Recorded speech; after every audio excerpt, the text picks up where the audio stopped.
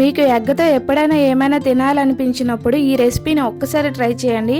కొత్తగా ఉండడంతో పాటు టేస్ట్ చాలా బాగుంటుంది, చేసుకోవడం కూడా అంతే ఈజీ.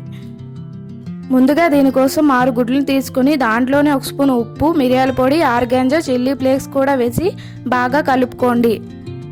గుడ్లను ఇలా బాగా కలుపుకున్న తర్వాత ప్యాన్లో 1 స్పూన్ ఆయిల్ వేసి దాంట్లోనే గుడ్లను వేసి కాసేపు అలా ఉంచుకోండి.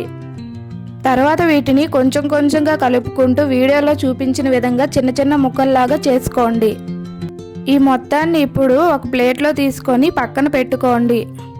ఇప్పుడు ప్యాన్లో బటర్ వేసి దాంట్లోనే సన్నగా తరిగిన వెల్లుల్లి, చీజ్ వేసుకొని కలుపుకొని తర్వాత 1 స్పూన్ మిరియాల పొడి, 1/2 స్పూన్ ఉప్పు, 1/2 స్పూన్ చిల్లీ ఫ్లేక్స్, 1 కప్పు వరకు ఫ్రెష్ క్రీమ్ వేసి బాగా కలుపుకోండి. తర్వాత ముందుగా చేసి పెట్టుకున్న ఎగ్ను కూడా వేసి బాగా కలుపుకొని చివర్లో కొంచెం కొత్తిమీర వేసి తీసుకుంటే ఎంతో టేస్టీగా ఉండే బటర్ గార్లిక్ ఎగ్స్ అనేవి ready అయినట్లే.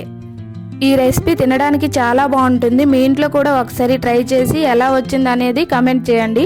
Do like, share and subscribe Sangeetha kitchen menus.